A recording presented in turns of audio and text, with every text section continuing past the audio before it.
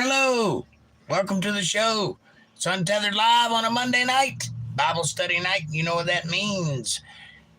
We are in the great book of 1 Kings, chapter 2, verse 34. That's where we left off last night. That's where we're going to pick up tonight. How is everybody doing out there? How is life in the great out there? Amanda gets the gold star. First person to speak in the chat. Hello, Lisa Reen. Lisa Reen says, hello, Amanda and Jake.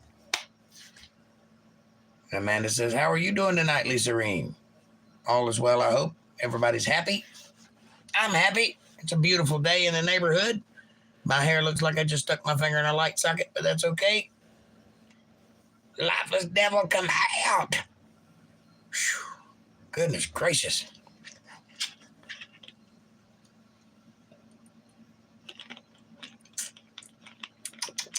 Tonight's episode is brought to you by this green drink and the number 1 and the letter A and a cigarette, which is what you're about to become. A1.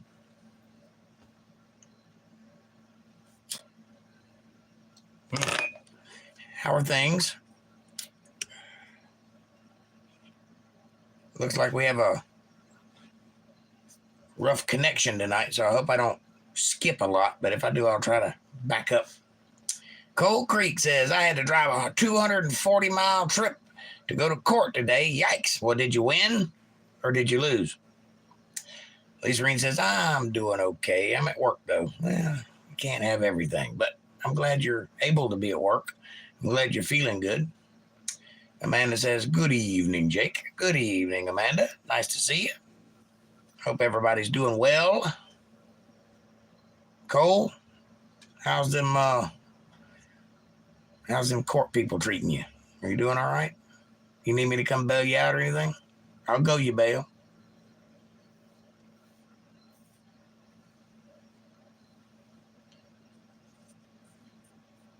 Amanda says, hi, Cole.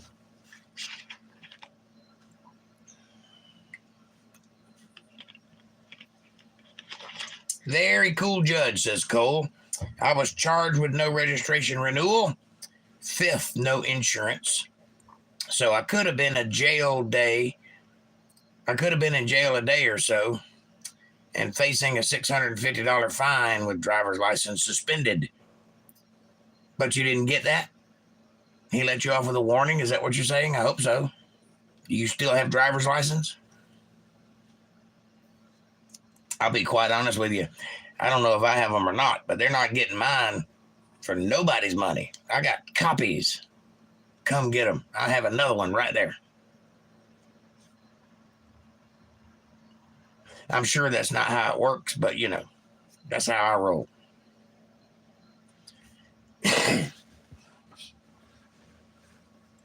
I'm too old to worry about it now anyway. I'm just going to keep going until they catch me.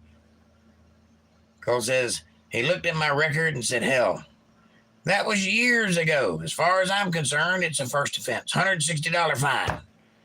But he suspended all except the $40 processing fee. Threw it all out except for that. Yay, well, he's got to make his money, you know. You got to pay court costs.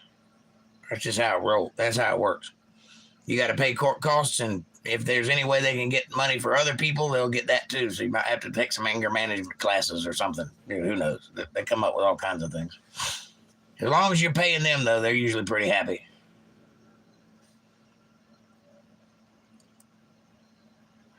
Then I looked over to Miles City for the first Walmart I was able to get to in 13 months. Super shopping trip. Amazing scenery I would otherwise not see too. Very good day. Well, that's excellent. I'm glad to hear that. I'm glad you're having a good day. See, the Lord blesses you even when he puts some stuff on you that you have to handle. Sometimes a curse is a blessing. You just have to look at it in the right light. Just getting to watch the crazy people at Walmart, it's got to be fun.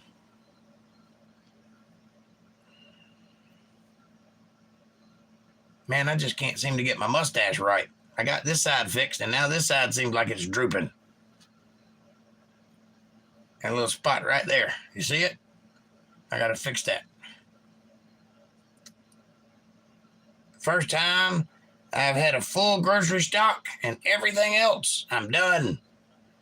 I'm lurking in the background because I'm busy. Carry on. Hi, chat. Caucasian Sasquatch. What's up, brother? Good to see you. Hope you're doing well. I hope the weather's well. I hope you're happy. How you doing? How are things? I see you got 1 million views. Way to go, my man. Way to go. I'm okay. Well, good. Cole says, well, watch your mail. I finally nailed a good cartoon caricature of you. They are simple cartoons, but you'll see. Watch your mail. Yo, Caucasian Sasquatch. I will be watching, and thank you for doing that for me. I can't wait. I'm excited. Yep. It's a thing. It is a thing. How do you feel? Are you ready to get your little YouTube plaque yet? I think you got to have more than 1 million, but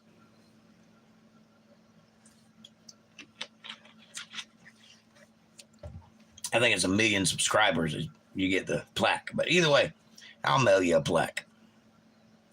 You did a good job. I'm proud of you. That's for 100K subs. Oh, okay.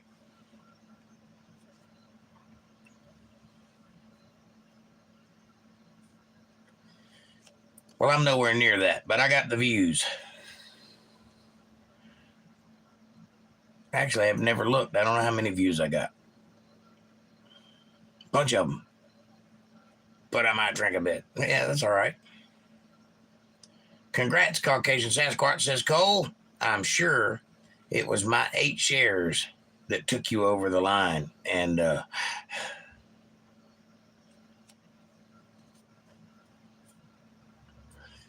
yep, says Caucasian. That was it. Couldn't have done it without you. And that's actually true. You've been a real good supporter for both of us. Glad to have you. And I can't wait to see the cartoon. I'll put it right up on the front page. You are actually fulfilling one of my fantasies, one of my desires, that a fan would do fan art of me. And now you've done it. I've had it done before, but it was my cousin, and that doesn't count.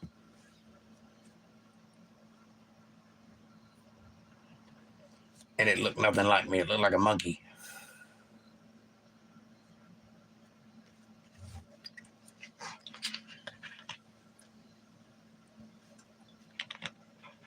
But I can't wait to see what you come up with. For those of you that don't know, Cold Creek is quite artistic and has some very interesting videos. You should check them all out.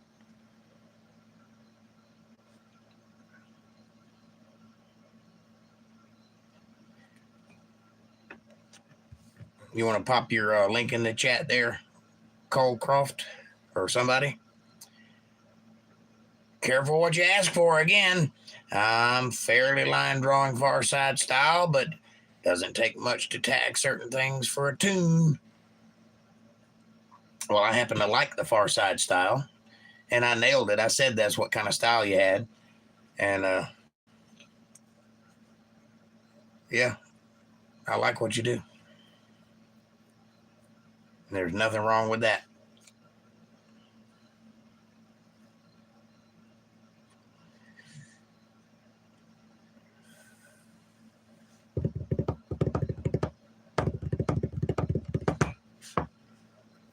All right. You guys ready to get rolling? At Cold Creek Croft. Yeah, something like that. Go there on YouTube. Everybody here has subbed, but thank you and suburbians, internetonians, webites. Thanks, Caucasian. It wouldn't let me, says Amanda. Well, the reason I asked somebody to do it is because I don't know if Cold Creek Croft will take you to his channel, because it might be under MVTV. I don't know. I don't know which channel is which, or if they're all the same thing. I don't know. I don't know how many different handles he has. So I figured somebody here knew other than me. There you go. Go there. Check him out. He's got some pretty cool stuff. I especially like his Star Trek video. Hey, Kevin Cox, what's up, my brother? Good to see you, my friend. Lisa Reen, you doing okay working there? April, hey, sweetheart. Come on in. Take your shoes off. Set a spell. Wiggle your toes. It's going to be a good night. I just changed the title on the established title, so it all stayed the same. Okay, well, I didn't know that. I didn't know if it was a unique channel or if you had individual channels for each name. I didn't know. Either way, I'm kind of glad that I know now. So Amanda says, hey, Kevin, good to see you. Hey, April, love, good to see you. Much love, Mandy, Jake, Caucasian, Kevin, Lisa, says April, and Cole. Kevin, Lisa, April. Hey, Amanda, Lisa Reen, Cold Creek, and the Hairy Squatch, says Kevin. He is hairy, isn't he? I'm catching up to him, though. Look at that. Starting to get a little shape to it. April says, MVTV hugs. Good to see you, love. Kevo, says Quatch. All right. If you got your Bibles handy, crack them open to the great book of 1 Kings, chapter 2, verse 34. That's where we left off. That's where we're going to pick up. And we're going to get started. It goes like this. Now, we're talking about Joab. And, you know, David has issued the kingship to Solomon, made him king, had him coronated while he's yet alive, and bowed himself to the king, thereby telling all of Israel that this is the rightful one true king of Israel, King Solomon. Long live King Solomon. King Solomon has decreed several orders to his henchmen to go get certain people who have done David wrong in his lifetime. One of the chief of them is being Joab, who has wheedled his way to the top by killing some choice men so that he would be in charge, which isn't exactly a good thing. So he's going to get his. So Benaiah, who is the king's assassin, for lack of a better word, has sought him out. He's the son of Jehoiada, in case you don't know who Benaiah is. He went up and fell upon him and slew him, and he was buried in his own house in the wilderness. Joab was. And the king put Benaiah, the son of Jehoiada, in his room over the host. He made him captain of the host, which used to be Joab's job. And Abiathar, who used to be the high priest, is now going to be dealt with. And Zadok, which means peace, by the way, is getting a promotion to high priest. So, and Zadok, the priest, did the king put in a room of Abiathar. So whatever room Abiathar had, now Zadok has that room and that title. And the king sent and called for Shimei and said unto him, Shimei did some good things for the king, but he was a weasel. You know, he wasn't a very trustworthy man, but he did have King David's back at one point. So because of that and the wisdom of Solomon, this is what he tells him to do. He says, go build you a house in Jerusalem and live there. But go not forth thence any whither, meaning don't leave. You can build a house in Jerusalem and you can live there and you'll live all the days of your life. I will not kill you.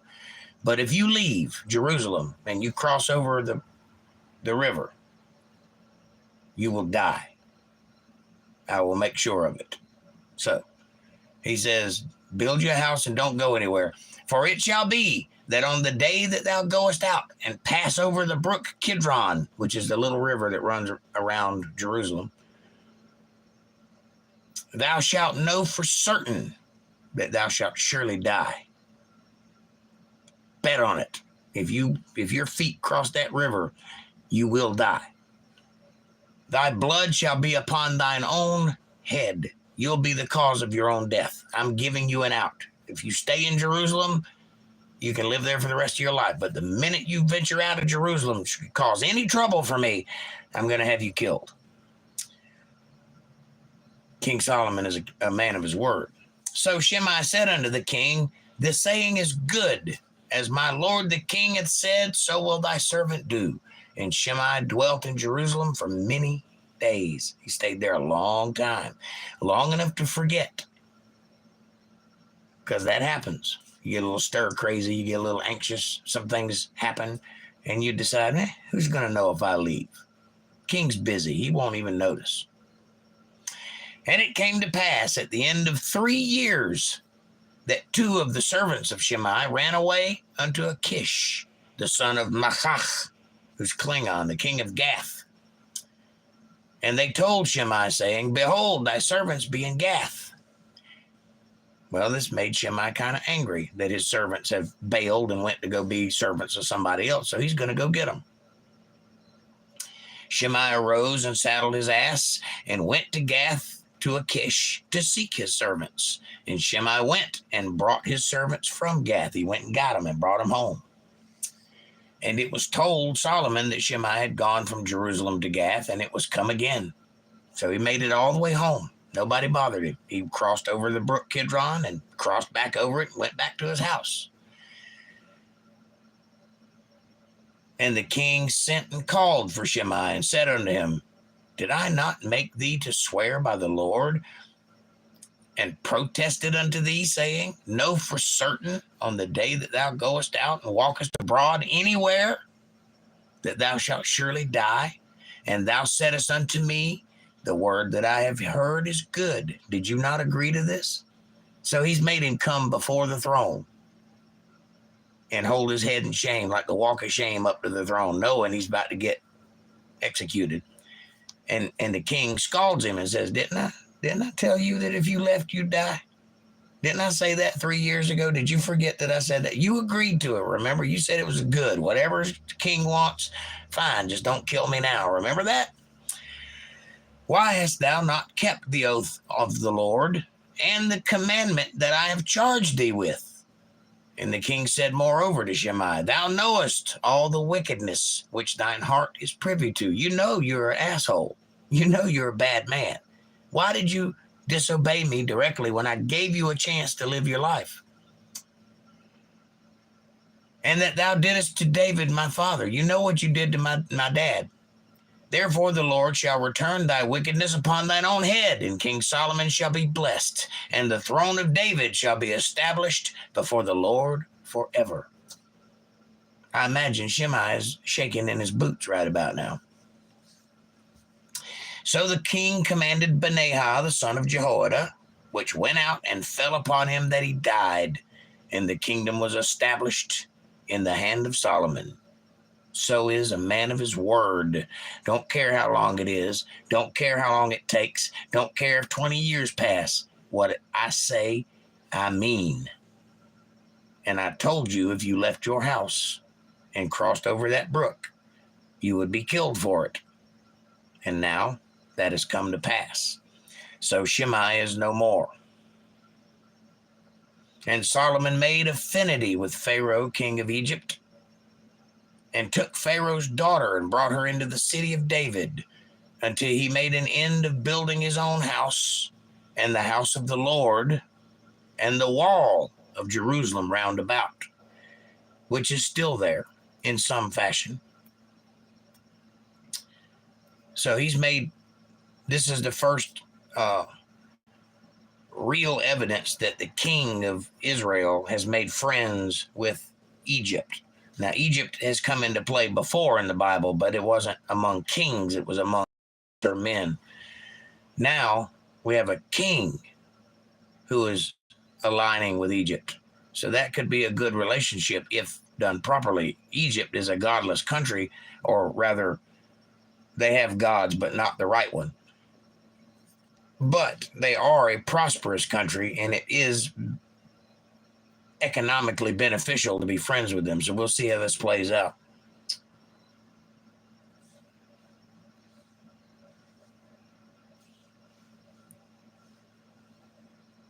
Only the people sacrificed in high places because there was no house built under the name of the Lord until those days. What does that mean? Well, yet the temple of God has not been built. It was supposed to be built by David, and David put it in the process. He started collecting the stuff to do it. But because he was a man of war, and because he killed Uriah the Hittite to get his wife, God was very displeased with that and would not allow David to build the house of God. So he's still dwelling in a tabernacle, a tent set up on the outskirts of town. But Solomon has been tasked with building the temple, and his relationship with Egypt and a few other places is how he manages to get it done. And we're about to get into that. And Solomon loved the Lord and walked in his statutes, in the statutes of David his father. Only he sacrificed and burnt incense in high places. Why? Because there was no place to do it other than the tabernacle. And the king went to Gibeon to sacrifice there. For that was the great high place. Gibeon is up on top of a mountain, so it was the highest place you could get in that area to do sacrifices. 1,000 burnt offerings did Solomon offer upon that altar. In Gibeon, the Lord appeared to Solomon in a dream by night, and God said, "Ask what I shall give thee." Now this, I want you to pay close attention to. I want you to understand the wisdom behind what's being said here. Now, Solomon is a good, righteous, upright man. He's a very good friend of God. He follows his laws. He follows the commandments and the statutes, and he does what his father told him to do. He's a good king. He's benevolent. He's generous. He's loving. He cares about his people, and he tries to do wise by them. So God appears to him and says, "Hey, Solomon, ask me anything, and I'll give it to you." Now, Solomon could ask for riches or power. He could ask to rule the world. God will give it to him. But this is what men and women refer to as a shit test. You know what I'm saying? This is God seeing just how righteous Solomon is, because what he answers determines what God will do for him. So God tells him, "Ask me anything, and I'll give it to you. Whatever it is you want, whatever your heart desires, you just ask, and I'll make sure you have it." And Solomon said, "Thou hast showed unto thy servant David, my father, great mercy, according as he walked before thee in truth and in righteousness and in uprightness of heart with thee. And thou hast kept for him this great kindness," meaning you've made us king over all Israel, and you've kept that word, because now I've succeeded him. "That thou hast given him a son to sit on his throne as it is this day. I am his son. I have succeeded my father, and this is a great mercy that you've given Israel, because you could have picked anybody to be king, but you picked David, and David was a good man, and his son is a good man. So that's a wonderful thing that you did for all of us. And now, O Lord my God, thou hast made thy servant king instead of David, my father, and I am but a little child. I don't know anything. I'm barely a man. But you saw fit to make me king. I know not how to go out or to come in. I'm just figuring it out. I'm just learning my way around the palace. I'm no king, but you made me a king. What could I ask for? You've given me everything." That's what he's saying to God. "And thy servant is in the midst of thy people, which thou hast chosen, a great people that cannot be numbered nor counted for their multitude." There's so many of us, and we're such a great nation, and you have chosen us to be your people. "Give therefore thy servant an understanding heart to judge thy people, that I may discern between good and bad. For who is able to judge this, thy so great a people?" And the speech pleased the Lord, that Solomon had asked this thing. Now, Solomon is a wise, intelligent, articulate young man. He could have asked for anything, and God would have given it to him. What did he ask for? He asked for the wisdom to treat his people the right way. That's all he asked for. That's it. I want you to think about that. He asked for a just and understanding heart so that he could be a good king for God's people, because that's what's important. He's there performing a service. This kingship has not gone to his head. He is not the end-all be-all of all mankind like other kings have thought, like Saul thought. He's telling God, I just want to be good for you. I want to do right by you. I want your people to find you. Let me be that. Now that is probably the wisest thing I've ever heard. It's probably the most profound request that a man could make, to be good for his people, to be a good leader. What do you think God's going to do?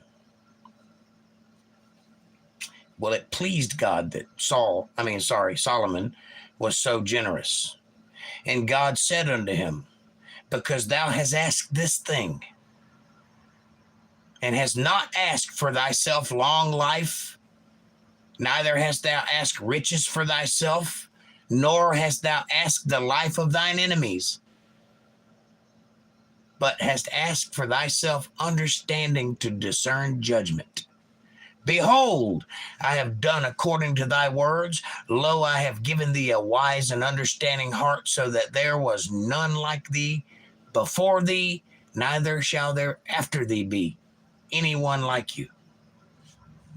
Or, I read that wrong. Neither after thee shall any arise like unto thee. Nobody has ever been as wise as Solomon, nor will there ever be anybody as wise as Solomon. And God said, I gave you what you asked for. And I have also given thee which thou hast not asked for, both riches and honor, so that there shall not be any among the kings like unto thee all thy days. No king will ever be like you. You will have all the money. You will have all the power. You will have all the girls. You will have all the everything, because what you did was ask for something genuine and unique. So I've given you everything.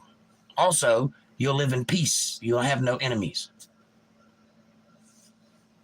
And if thou, and here's the kicker, if is a big word in the Bible, probably the biggest one there is. If thou walk in my ways, to keep my statutes and my commandments, as thy father David did walk, then I will lengthen thy days. I will give you a long life, if you do what you're supposed to do. Let this be a lesson to you all. If you follow the word of God, if you walk in his ways, he will lengthen your life. He will give you a long life. Doesn't matter what you do, as long as you do what he asks you to do. And Solomon awoke, and behold, it was a dream. And he came to Jerusalem and stood before the ark of the covenant of the Lord, and offered up burnt offerings and offered up peace offerings, and made a feast to all his servants. This is a king making a feast to his servants. Why? Because the servants are the people that get the jobs done. The king just takes credit for it. This king knows that. This king values his servants, and he makes sure they know it. That's a good king. Then came there 2 women that were harlots unto the king, prostitutes, and stood before him. And the one woman said, O my Lord, I and this woman dwell in one house, and I was delivered of a child with her in the house. I had a baby while we were living in the same house. And it came to pass on the 3rd day after that I was delivered, that this woman was delivered also. She had a baby too. And we were together. There was no stranger with us in the house, save we 2 in the house. And this woman's child died in the night,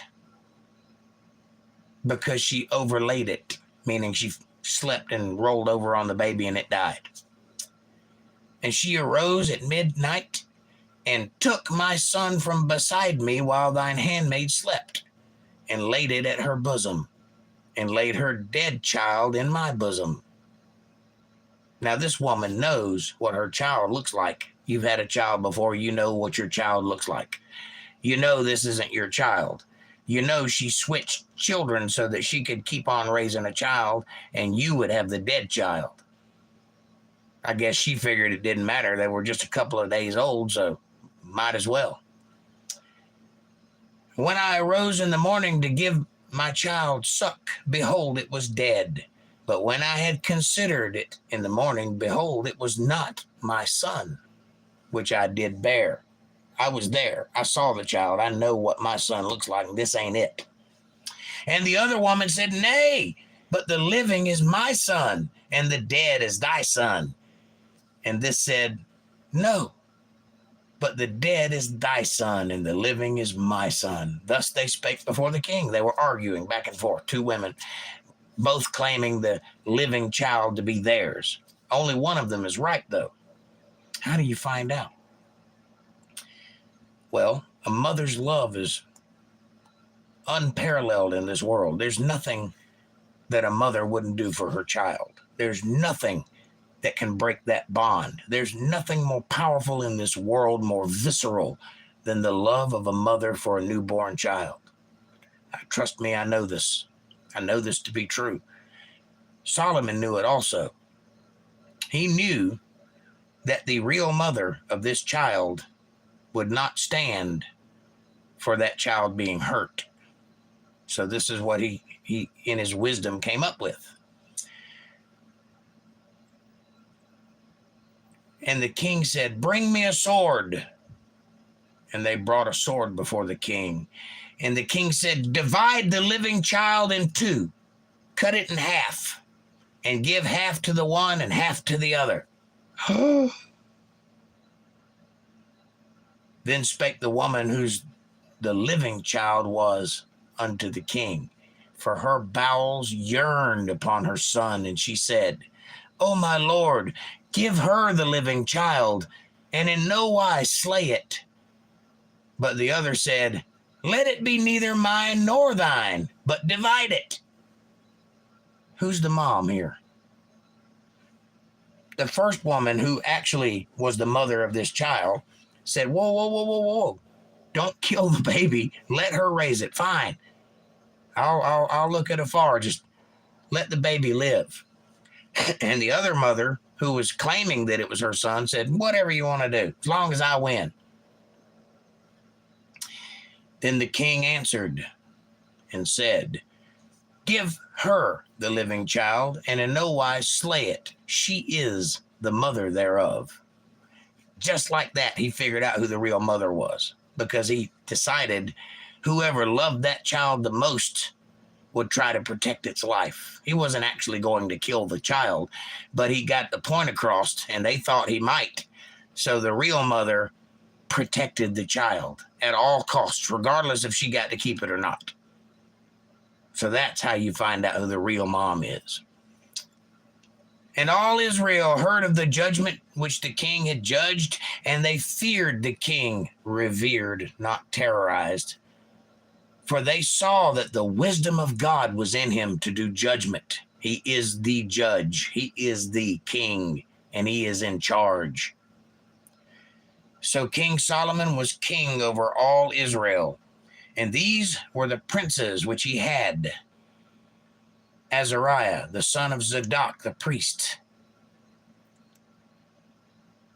Elihoreph and Ahiah, the sons of Shisha, scribes; Jehoshaphat, the son of Ahilud, the recorder, scribes and recorders; and Benaiah, the son of Jehoiada, was over the host; and Zadok and Abiathar were the priests; and Azariah, the son of Nathan, was over the officers; and Zebud, the son of Nathan, was a principal officer and the king's friend; and Ashishar was over the household; and Adoniram was son of Abda; the son of Abda, was over the tribute. What is the tribute? The tribute is the people that collect money, like taxes and such. And they also are involved in the fanfare when the king comes out and everybody blows their trumpets and all that. They're basically crowd control. That's what the tribute is. And Solomon had 12 officers over Israel, which provided victuals for the king and his household. Each man his month in a year made provisions. So each month, one man would make provisions so that the king's household got to eat and drink. So that's 12 people. Every month, a different person would take over feeding the royal family. And these are their names. The son of Hur in Mount Ephraim. Remember that movie Ben-Hur? Son of Hur? That's the person that movie's about. The son of Hur. Ben-Hur in Mount Ephraim. The son of Dekar in Makaz and in Shalbim and in Bethshemesh and Elon Bethhanan. The son of Hezed in Arabath. To him pertains Sakach. Don't know what Sakach is, but I imagine it's tasty. And all the land of Hefer, the son of Abinadab, in all the region of Dor, which had Tapputh, the daughter of Solomon, to wife. Abinadab married Tapputh. And Bana, the son of Ahilud, to him pertained Tanakh and Megiddo. Megiddo is an important place. Don't forget that place. Megiddo, underline that in your Bible. A lot of weird things are going to happen in Megiddo, especially one particular battle, which we'll read about later.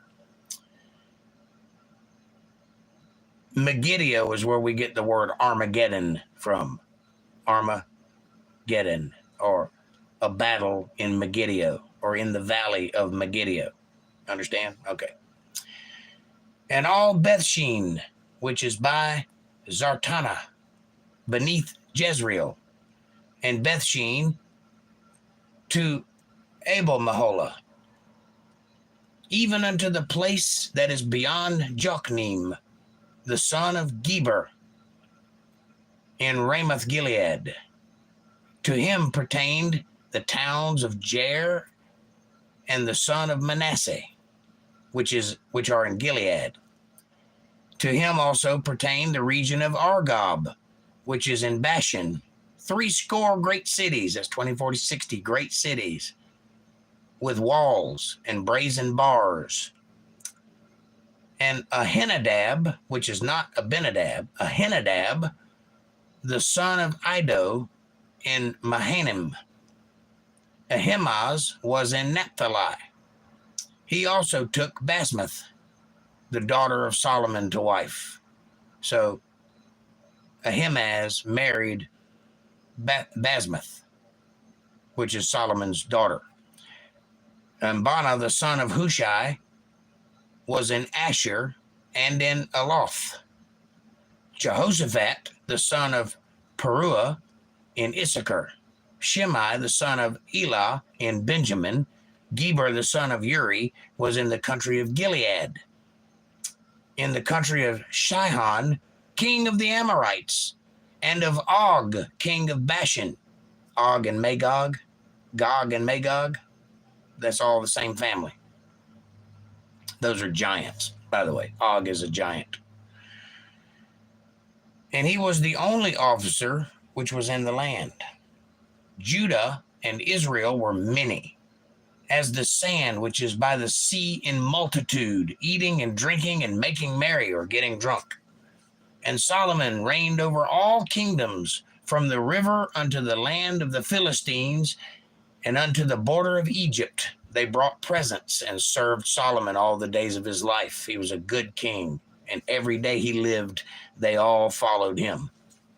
And Solomon's provision for one day was 30 measures of fine flour and 80 measures of meal, 10 fat oxen and 20 oxen out of the pastures, and 100 sheep, besides harts, and roebucks, and fallow deer, and fatted fowl, That's a hungry king, by the way. That's for his family, not just him. But that's a lot of food every day.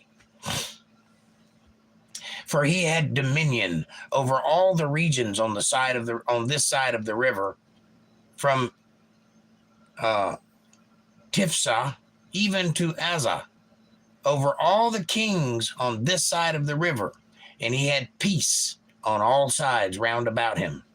There was no battling while Solomon was king. And Judah and Israel dwelt safely, every man under his vine and under his fig tree, from Dan even to Beersheba, all the days of Solomon. There was no war. It was a time of peace. All this battling that happened in the last 5 or 6 books, none of that.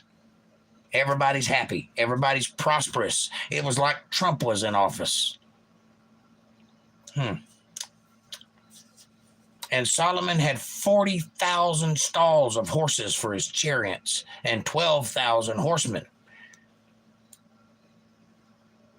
And those officers provided victuals for King Solomon and for all that came unto King Solomon's table, every man in his month. They lacked nothing.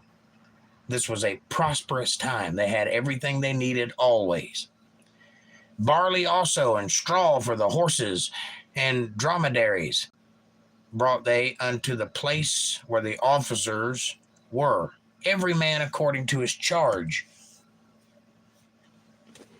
And God gave Solomon wisdom and understanding exceedingly much, and largeness of heart, even as the sand that is on the seashore. And Solomon's wisdom excelled the wisdom of all the children of the east country and all the wisdom of Egypt, for he was wiser than all men. And Ethan the Ezrahite, and He-Man, master of the universe, and Calcol, and Darda, the sons of Mahal, and his fame was in all nations round about. So not only was King Solomon a great king, but everybody in the world knew who he was. Everybody heard legends and stories and songs and thoughts and ideas and rumors, and he was famous worldwide because he was such a wise king and such a rich king. He had everything. And he spake 3,000 proverbs, and his songs were 1,005. And he spake of trees, from the cedar tree that is in Lebanon, even unto the hyssop that it springeth out of the wall. He spake also of beasts and of fowls and of creeping things and of fishes.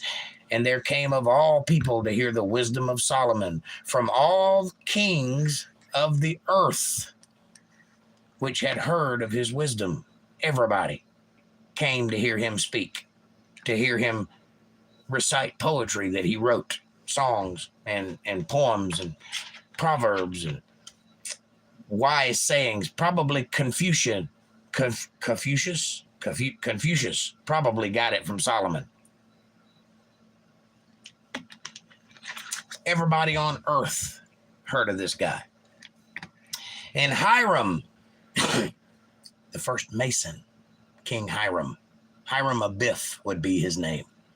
King of Tyre, which I told you about Tyre. Some weird things happen in Tyre. Sent his servants unto Solomon, for he had heard that they had anointed him king in the room of his father.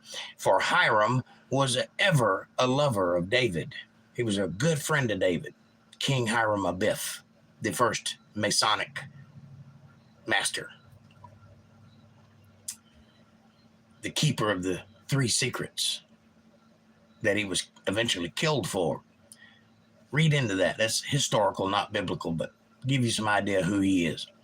Good friend to King David, house of David, evidence of the living God. And Solomon sent to Hiram, saying, Thou knowest how that David my father could not build an house unto the name of the Lord his God, for the wars which were about him on every side, until the Lord put him under the soles of his feet. He had to kill everybody, And because he was a man of the Lord, he didn't get to build the temple for God. But now the Lord my God hath given me rest on every side, so that there is neither adversary nor evil occurrent. Nothing bad is going on. We're in a time of peace. So it is time to build God's temple. And behold, God, as the Lord spake unto David my father, saying, Thy son, whom I will set upon thy throne in thy room, he shall build an house unto my name. Now therefore command thou that they hew me cedar out of Lebanon, and my servants shall be with thy servants. And unto thee will I give hire for thy servants according to all that thou shalt appoint. For thou knowest that there is not among us any that can skill to hew timber like unto the Sidonians. This is a letter that King Solomon is writing to King Hiram in Tyre, which is down the river from Jerusalem, or up the river from Jerusalem in Lebanon. And he's saying, you guys are master lumberjacks. So I'll send some of my guys down there, and you get your guys together, and y'all go cut some trees, and we'll bring them back, and I'll pay all your men to work, because there's nobody in Jerusalem that can cut down a tree. You can. You guys are masters at it. So go. I need some big trees, lots of them. So I'll pay your men the wages for however many you want to appoint. I'll pay them all. Just go cut me some trees. Okay, that's fine. And it came to pass, when Hiram heard the words of Solomon, that he rejoiced greatly and said, Blessed be the Lord this day, which hath given unto David a wise son over this great people. And Hiram sent to Solomon, saying, I have considered the things which thou settest for me to do, and I will do all thy desire concerning timber of cedar and concerning timber of fir. Cedars and firs are two different trees, but they're also good building materials. So this King Hiram is going to hook Solomon up. He's going to take care of him right. My servants shall bring them down from Lebanon unto the sea, and I will convey them by sea in floats unto the place that thou shalt appoint me, and will cause them to be discharged there, and thou shalt receive them, and thou shalt accomplish my desire in giving food for my household. So you give me some money, and I'll send you some trees. So we're both happy. That's excellent. So Hiram gave Solomon cedar trees and fir trees according to all his desire. And Solomon gave Hiram 20,000 measures of wheat for food to his household, and 20 measures of pure oil. Thus gave Solomon to Hiram year by year. He paid him every year for those trees. And the Lord gave Solomon wisdom, as he promised. And there was peace between Hiram and Solomon, and they two made a league together. Hiram Abiff and Solomon, king of Israel. And King Solomon raised a levy out of all of Israel, and the levy was 30,000 men.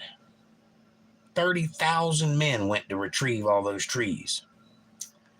And he sent them to Lebanon, 10,000 a month by courses.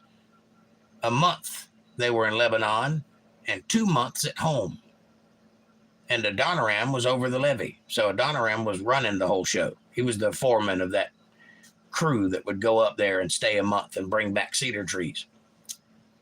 And Solomon had 70,010 that bear burdens, and 80,000 hewers in the mountains, beside the chief of Solomon's officers, which were over the work. 3,300, which ruled over the people that wrought in the work. So he had construction going on everywhere. Thousands of men, put lots of people to work, cutting out stones and cutting out rocks and making metals and, just putting all kinds of stuff together for the building of this temple later on. Right now, they're just getting all this stuff together. And the king commanded, and they brought great stones, costly stones, and huge stones to lay the foundation of the house. And Solomon's builders and Hiram's builders did hew them, and the stone quarry people that dig rock out of the ground, stone quarriers, that's it. So they prepared timber and stones to build the house. And it came to pass in 480th year after the children of Israel were come up out of the land of Egypt. That's 480 years. That's a significant number. Look it up in numerology. 480 is the time of the beginning. So in the 480th year after the children of Israel left Egypt as slaves, they have become a great nation and are now building the house of God. In the 4th year of Solomon's reign over Israel, in the month Ziph. Ziph is a month. You can look up on Google the Hebrew names of the months. Ziph being one of them. I can't remember which one it is right off the top of my head. Go look yourself. Go find it for me. Tell me what month Ziph is, somebody. Which is the 2nd month. And that would not be February because the month don't start in January in Hebrew. So go look. I think it starts in April, so it would be May. But go check that out. That he begun to build the house of the Lord. And the house which King Solomon built for the Lord, the length thereof was 60 cubits. That's 20, 40, 60 cubits. And the breadth thereof were 20 cubits. And the height thereof 30 cubits. It's a big building, in other words. And the porch before the temple of the house was 20 cubits. And that was the length thereof, according to the breadth of the house, and 10 cubits was the breadth thereof before the house. So it was a pretty big porch that covered the whole front portion of the big temple. And for the house, he made windows of narrow lights, narrow slitted windows. And against the wall of the house, he built chambers round about it, against the walls of the house round about, both of the temple and of the oracle. And he made chambers round about. The nethermost chamber was 5 cubits broad, and the middle was 6 cubits broad, and the third was 7 cubits broad. For without, in the wall of the house, he made narrow rests round about, that the beams should not be fastened into the walls of the house. So they just kind of laid up there in their little nooks, right, for the top. The thing you have to understand about this house is it was not built with tools. They prepared everything off-site, and then they built by hand this house. It's referred to as the house not made with hands. That's the heavenly temple. This temple on earth was made with hands, but no tools, no hammers, no chisels, no saws. That was all done off-site, and then the materials were brought in and assembled. Ziph is the month of May, correct. April is the start of the Hebrew months. So May would be the 2nd month. Thank you, Amanda. I appreciate you validating me. I thought I was right, but I didn't want to rest my name on it because, you know, I'm just pulling that out of thin air. But there you go. All right. So, where was I? The house, when it was being built, was built of stone made ready before it was brought to the job site, so that there was neither a hammer nor an axe nor any tool of iron heard in the house while it was in building. Now I want you to picture what images of Solomon's temple in your mind. It's a big, grand temple. There's gold everywhere. There's ornate carvings and beaded gold everywhere. There's cedar timbers, massive, great cedar timbers. There's giant stones, and it's a big building. Not one tool was used in the making of it. They assembled it like a jigsaw puzzle, piece by piece. All the work was done off-site and then brought to the site and assembled by hand, so that the house literally had no violence in it. The building of the temple was done with nothing but flesh. That's amazing by anybody's standards. We could not do that today. Not even a regular building. They did it, though. The door for the middle chamber was in the right side of the house, and they went up with winding stairs into the middle chamber, or the upper chamber, and out of the middle chamber into the third chamber. So this is a 3-story building built by hand. So he built the house and finished it and covered the house with beams and boards of cedar.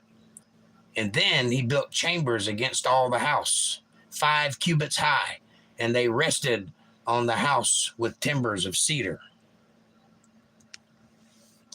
And the word of the Lord came to Solomon, saying, concerning this house which thou art in building, if thou wilt walk in my statutes and execute my judgments, this is the second time God has told Solomon this, and keep all my commandments to walk in them, then will I perform my word with thee, which I spake unto David thy father, and I will dwell among the children of Israel, and I will not forsake my people Israel.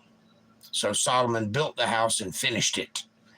And he built the walls of the house within it with boards of cedar, both the floor of the house and the walls of the ceiling. And he covered them on the inside with wood, and covered the floor of the house with planks of fir. Isn't that awesome? Yes, it is. And he built 20 cubits on the sides of the house, both the floor and the walls with the boards of cedar. He even built them for it within. So inside and out, this stone building was covered with cedar timbers and fir timbers on the floors. So it was a beautiful, well-built, well-constructed temple. And we're just getting started. He even built them for it within, even for the oracle, even the most holy place. The oracle is what we call the holiest of holies. It's the middle room, the very center room where the Ark of the Covenant would be kept. The holiest place, the most holy place. And the house, that is the temple before it, was 40 cubits long. And the cedars of the house within was carved with knops and open flowers. All was cedar. There was no stone seen. All the stone was covered by wood. You couldn't see where the stone was. It looked like a timber house, but it was a stone house on the outside, but the outside and the inside was covered with cedar. In other words, this is big building. I can't think of a person who would have that kind of money. And we're talking big money, even back then. And the oracle he prepared in the house within to set there the Ark of the Covenant of the Lord, the oracle meaning the holiest of holies. And the oracle in the forepart was 20 cubits in length, and 20 cubits in breadth, and 20 cubits in the height thereof. And he overlaid it with pure gold, and so covered the altar, which was of cedar. So all the furniture was made out of cedar and then covered with gold, pure gold. And the holiest of holy, the room, 20 cubits wide, 20 cubits long, 20 cubits tall, solid gold all the way around, floor to ceiling. So Solomon overlaid the house within with pure gold, and he made a partition by the chains of gold before the oracle, the little chains that keep you from going past, and he overlaid it with gold. And the whole house he overlaid with gold, the whole thing. Stone, cedar, then gold. And the whole house he overlaid with gold until he had finished all the house. Also the whole altar that was by the oracle he overlaid with gold. And within the oracle he made 2 cherubim of olive tree, each 10 cubits high. So when you walk in, you see 2 cherub standing there with their wings touching like this over the entranceway to the oracle. 10 cubits high, big statues, one on either side, made of olive trees. and then he overlaid them with gold.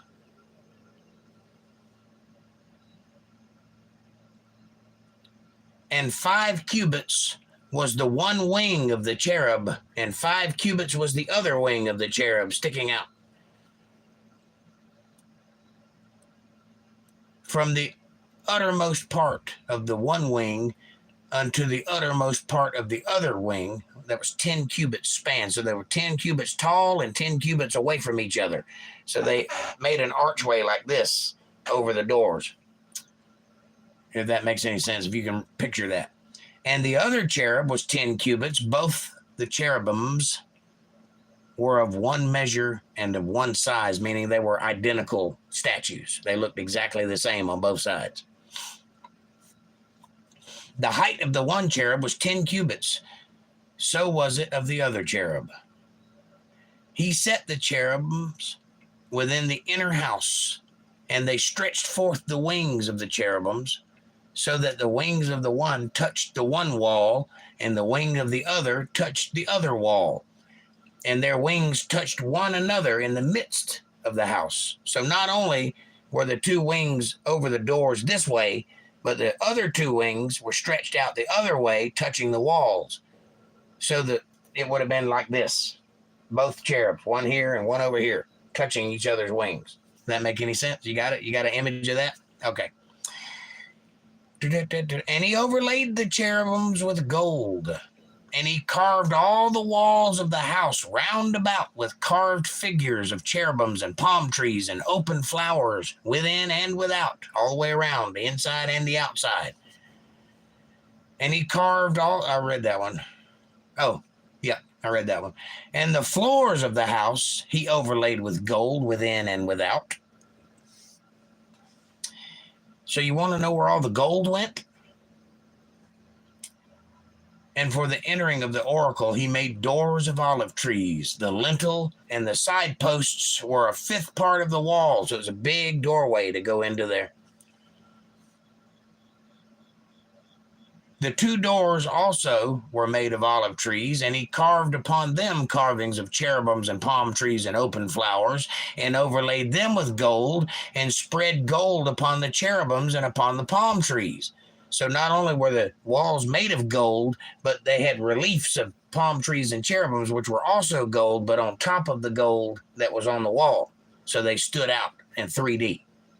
If that makes any sense. This is fine craftsmanship done back in the days when they're supposed to be using copper chisels and stone hammers. Come on now. We're talking watchmaker level artistry in these walls. Some of the best builders on earth worked on this temple. Also, he made the doors of the temple posts of olive trees and a 4th part of the wall. So the big entrance doors that take up most of the wall, and they're double doors that open like that. And the 2 doors, the actual doors, were of fir tree. The 2 leaves of the one door were folding, and the 2 leaves of the other door were folding. So you know how a French door looks, so they kind of fold out like that, and you open them this way. These doors could function kind of like that. So you could open them this way, or you could open them this way. See what I'm saying?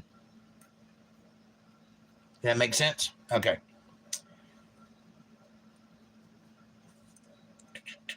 And he carved thereon cherubims and palm trees and open flowers, and covered them with gold fitted upon the carved work. Same thing, in relief, so you could see it stick out. And he built the inner court with 3 rows of huge stone and a row of cedar beams.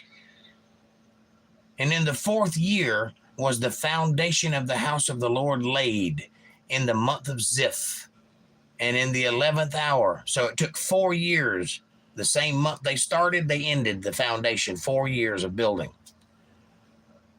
And in the 11th year, in the month of Bull, which is the 8th month, was the house finished throughout all of the parts thereof, and according to all the fashion of it. So it was he, so was he 7 years in building it. So it took 7 years to build the house and 4 years to lay the foundation. You got it? So 11 years in total to build the house of the Lord. That's fast. If you know anything about building, especially building by hand, they knocked it out quickly. 11 years? It took 22 years working round the clock to build one pyramid. 22 years to build the pyramid, and they worked round the clock. And we're talking hundreds of thousands of workers. So much so they built a city on site for the workers to live while they worked in shifts. Round the clock. 22 years.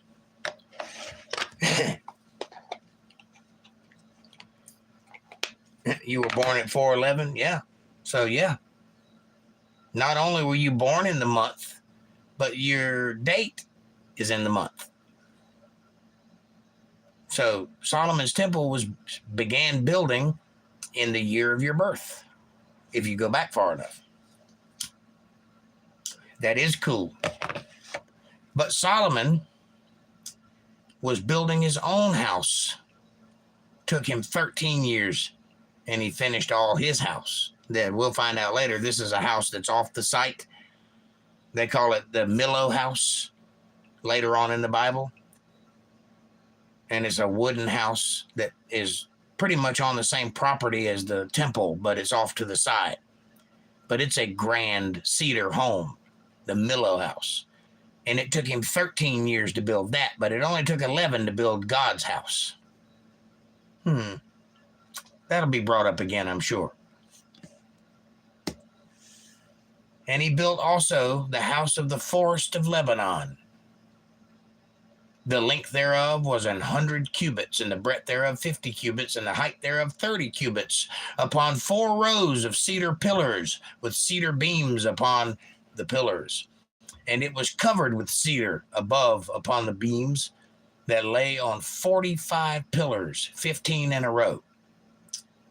And there were windows in 3 rows, and light was against light in 3 ranks, which means the light came in this way and shined against itself, lighting up the whole room.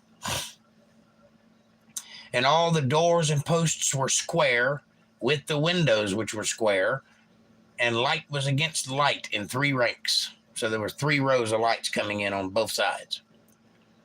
And he made a porch of pillars. The length thereof was 50 cubits, and the breadth thereof was 30 cubits, and the porch was before them. And the other pillars and the thick beams were before them. Then he made a porch for the throne, where he might judge, even the porch of judgment. And it was covered with cedar from one side of the floor to the other. And his house, where he dwelt, had another court within the porch, which was for the like work. Solomon made also an house for Pharaoh's daughter, whom he had taken to wife, like unto this porch. So she had a little house next to his house. Pharaoh's daughter did. That's the Millo house. All right. So it could be said that Solomon built him a greater house than he built God. Not so much, though, because Solomon's temple has stood the test of time as an iconic symbol of what a temple should look like. All temples are built in the image of Solomon's temple. So, not so, but he's a king. He's got to have a nice dwelling. God's just a poof of smoke. He can dwell anywhere. He's been in a tent for 25 years, for God's sakes. Who knows? Anyway, I don't know what he's thinking. All these were of costly stones, according to the measure of huge stones, sawed with saws within and without, even from the foundation unto the coping, the tip of the house. And so on, the outside towards the great court. And the foundation was of costly stones, even great stones, stones of 10 cubits, and stones of 8 cubits. Those are big stones, by the way.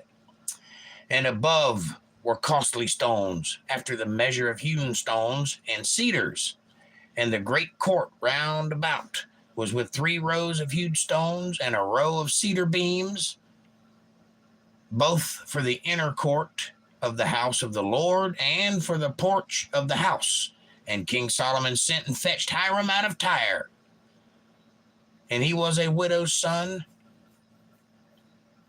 of the tribe of Naphtali. O Lord, my God, is there no help for the poor widow's son?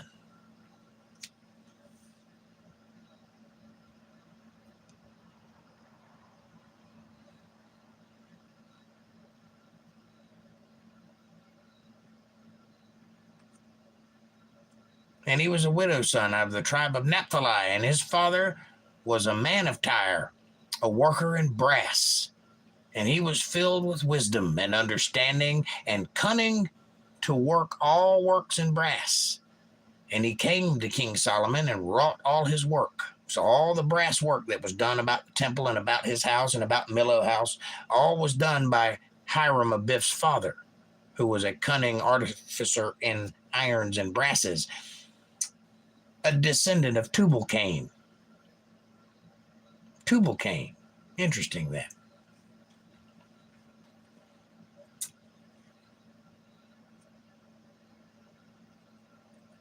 For he cast 2 pillars of brass of 18 cubits high apiece, and a line of 12 cubits did compass either of them round about. And he made 2 chapiters or capitals. That's, you have a pillar and then there's a piece on top. That's called a capital today, but it was called a chapiter back then. So when you hear the word chapiter, just think of the word capital, and you got it. Of molten brass, to set upon the tops of the pillars. And the height of the one chapiter was 5 cubits, and the height of the other chapiter was 5 cubits. And the nests of checker work and wreaths of chain work for the chapiters which were upon the top of the pillars, 7 for the one chapiter and 7 for the other chapiter, chains that went round about. Now these 2 pillars are important, Jachin and Boaz. They are significant to some studies, these 2 pillars.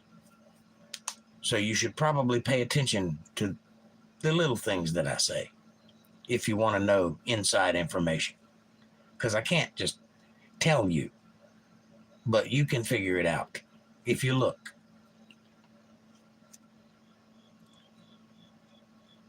And he made the pillars 2 rows round about upon the one network, to cover the chapiters that were upon the top with pomegranates. So not only did they have chains running around each chapiter, but they had engraved pomegranates going all the way around on both sides, on both pillars. These are the 2 pillars that stand in front of the temple, the holy temple of God. And they're significant. They have meaning.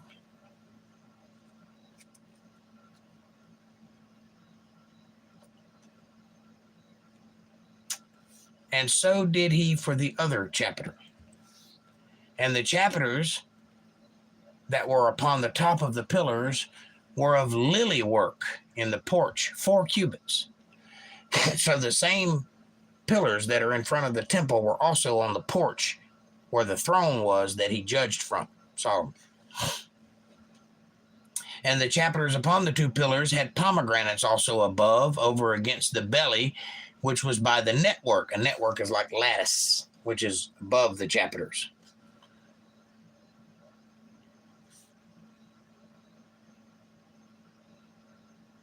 And the pomegranates were 200 in rows round about upon the other chapiter.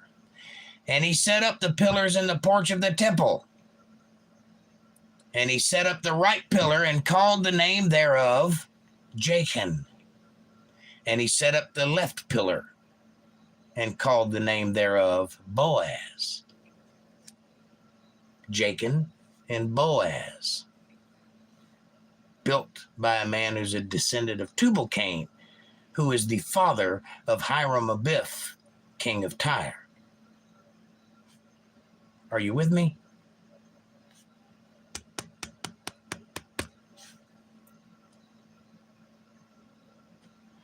And upon the top of the pillar was lily work, so was the work of the pillars finished. And he made a molten sea, or a big basin, a big bath. They called it a sea because it was big. He made a molten sea, 10 cubits from the one brim to the other brim, and it was round all about, and his height was 5 cubits, and the line of 30 cubits did compass round about it. Now this sea had a lip around the edge of it, kind of like a coffee cup, or like one of those teacups, you know how it comes up and then makes a little lip at the top? So the sea was like that.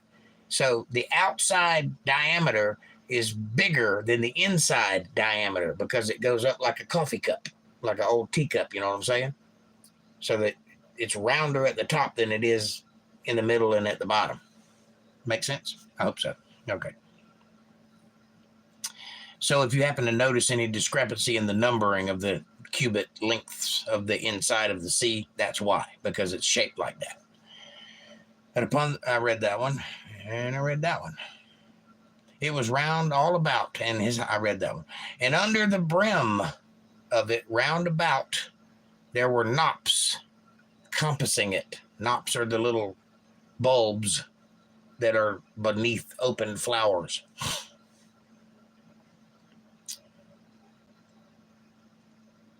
"10 and a cubit, compassing the sea round about. The knops were cast in 2 rows when it was cast." So this entire bath is cast out of bronze or out of brass, all one piece. This big giant, they made a mold for the whole thing, including the knops round about. So it was all one piece.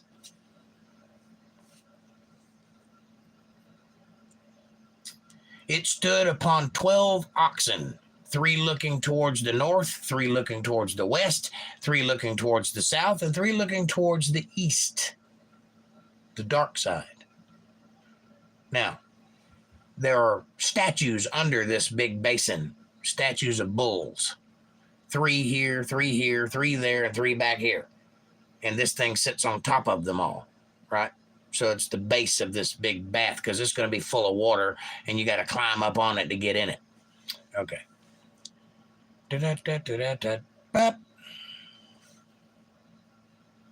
"And the sea was set above upon them, and all their hinder parts were inward." So their faces are pointing out of the bottom of this big basin, right?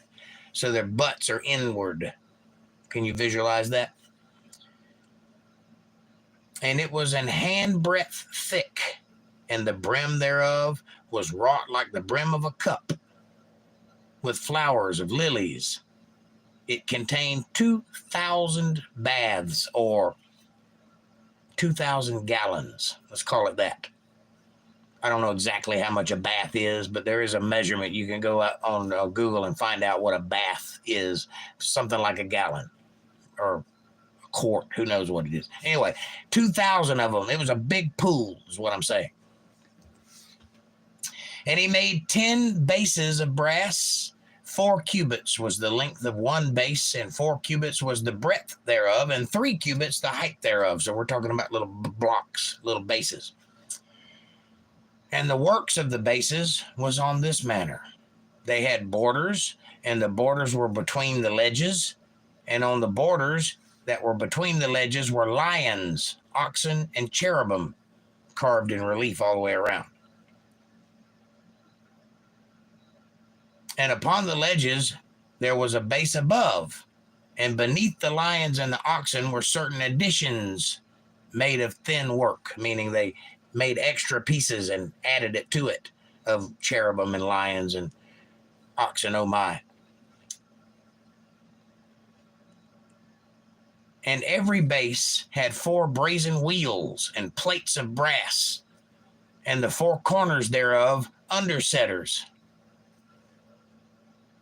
Under the laver were undersetters molten at the side of every addition." So this, where the additions were, was the hole for the laver, which is a dipping mechanism, and then a lid goes on top of that. Make sense? It's like a soup dish. Anyway, that's where we're going to stop for today. We could go on forever with the description of all the fine furniture that goes in the temple and around it, but it will drive you batty. A bath is 1 U.S. gallon. Thank you, Amanda. See, I knew it was about a gallon. 2,000 gallons was this pool. All right. That's where we're going to stop. We'll pick up next Sunday, chapter 7, verse 31. Man, what a fantastic, intense, in-depth read this was tonight. I hope you enjoyed it. I hope I didn't bore you to tears. I hope that you learned something, for God's sakes. If nothing else, you know what a bath is. 1 gallon. I hope that you find cause to reach out to your Father with both hands and build a relationship with him.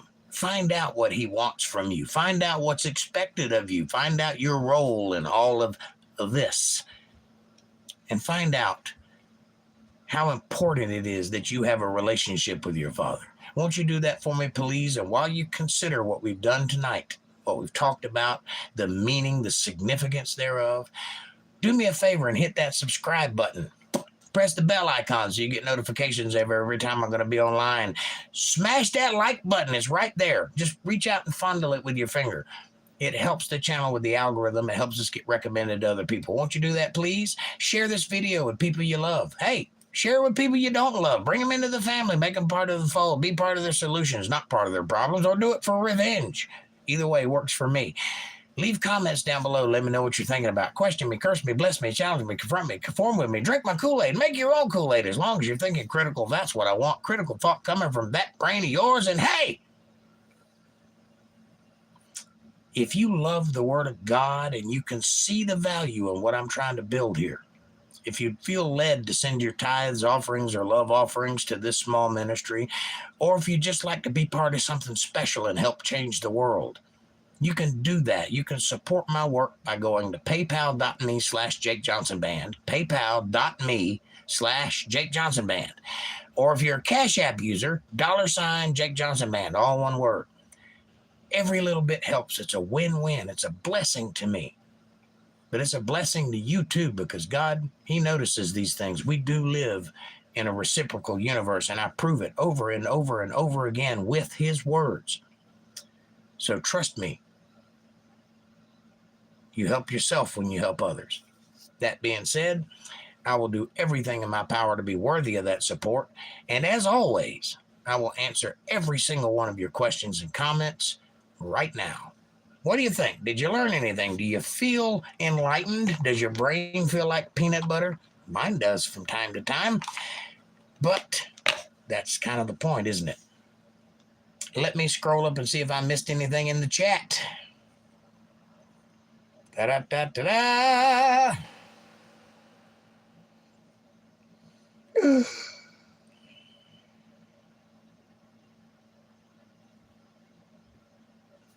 April says, Caucasian, that fish was so scary. LOL with the sharp razor teeth. Yikes. Lisa Reen says, I just subbed to Cold Creek. Got to get on Sasquatch now. Yeah. Caucasian says, it's a tigerfish. Native to Zambesi. Does Zambesi know she's native? Caucasian says, here's my channel. April says, Caucasian? Amanda says, April, you don't answer your texts, LOL. April says, did you text me? Amanda says, yes. April says, I didn't see it. I was working today and was loading YouTube. Amanda says, it's all good, love. April says, I'll check after Bible study, love. Amen, says April. Yes. She said, that's it. Yes, says April. That's LOL. Don't like typing anymore. Ugh. April says, God is good. God is fantastic.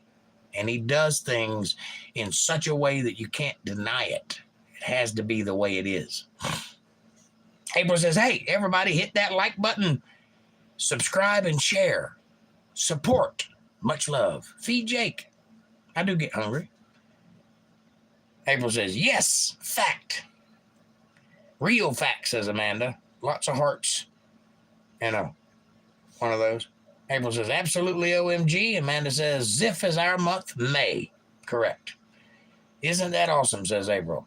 And how do they know how to build all this. God is good. How do they know? They're masters at their craft. They are skilled craftsmen. That's how they know. They weren't cavemen. They did jobs, Way back before the flood, Tubal-Cain was an artificer in metals and iron and brass. And Jubal was a maker of musical instruments. So it's not that they didn't know how to do it. They just come together to do it. I was born for 1175. That's so cool, says April. Yep, that's neat. April says, LOL, Jake. That's really neat. Amanda says, a bath is 1 U.S. gallon. So now you know. And knowing is half the battle. Well done, Jake, says Amanda. Thank you. Thank you very much. Yes, I loved it, says April. Thank you, baby. Thank you very much. It was an intense read, says Amanda. April says, Kevin's phone died again. It's charging, he said. To tell everybody good night, much love. Good night, Kevin. Charge your phone. Cole Croft says, good job, Jake. Thank you, sir. I appreciate you very much. Amanda is over here retracting messages. And April says, oh, okay. And it to the bottom. Yay. Anybody got any questions, comments, criticisms, catharses, catalogs, calendars? Keep up. LOL, Jake, says Amanda. I'm not a comedian, but I do play one on TV.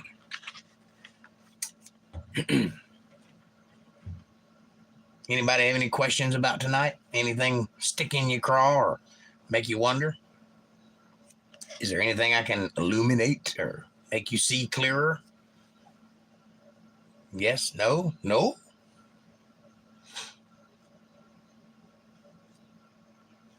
I aim to please. I only ask that you aim to please.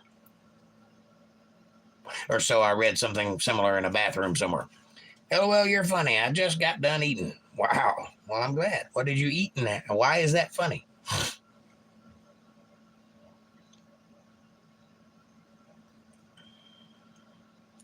Amanda says, he is too. Funny. Well, I try to be. I have my moments, I suppose. Lisa, are you still with us? I hadn't heard you say nothing in a while. Are you still out there lurking? Cole?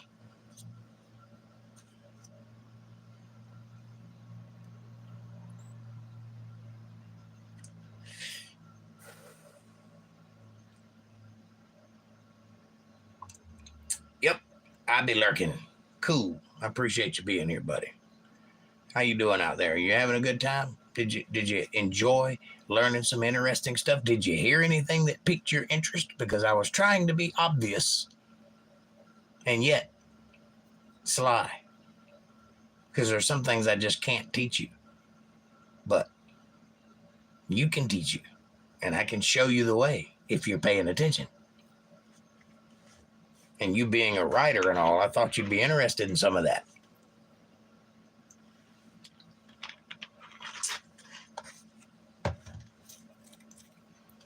I tried to clue you in on some stuff.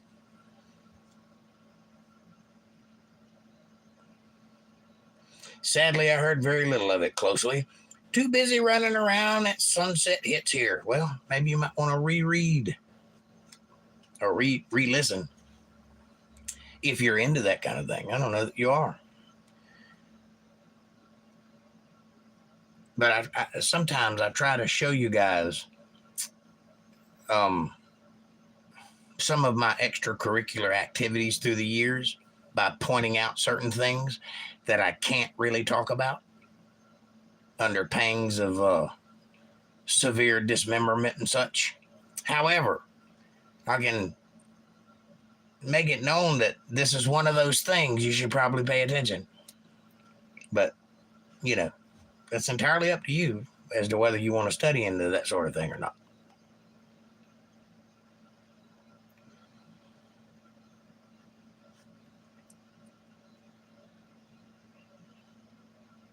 April's paying attention. I saw her make note a couple times.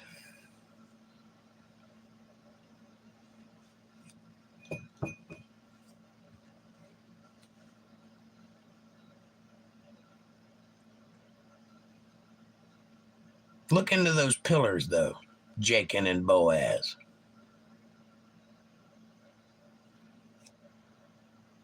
I still don't quite believe the Bible as the exact word of God. Too many humans involved. Well, if God can build the universe, surely he can sit a few guys down to write a book. I'm just saying.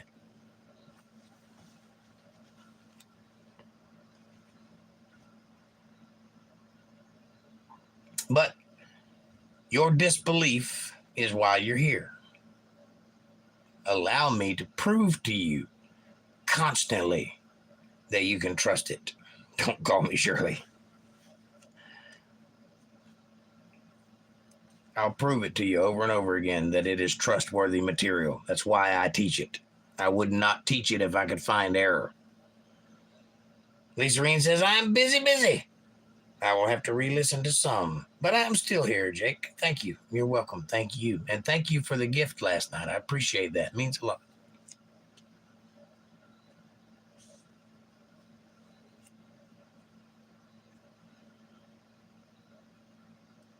I love you so much, and I ate lasagna tonight, the frozen kind. Hey, lasagna is lasagna, and that's good stuff.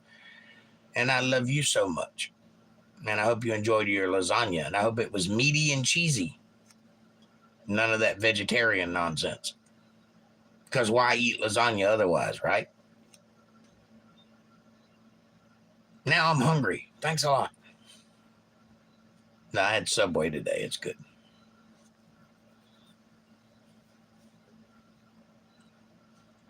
All right, boys and girls.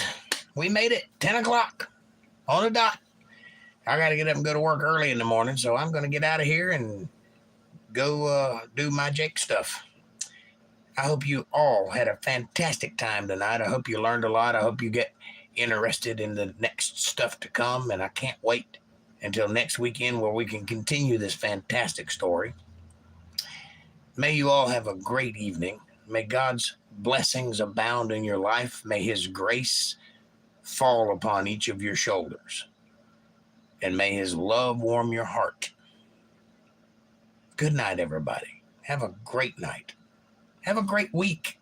I'll see you on Wednesday. We'll do some jamming or something. Until next time, thanks for watching. Feed Jake. He's been a good dog.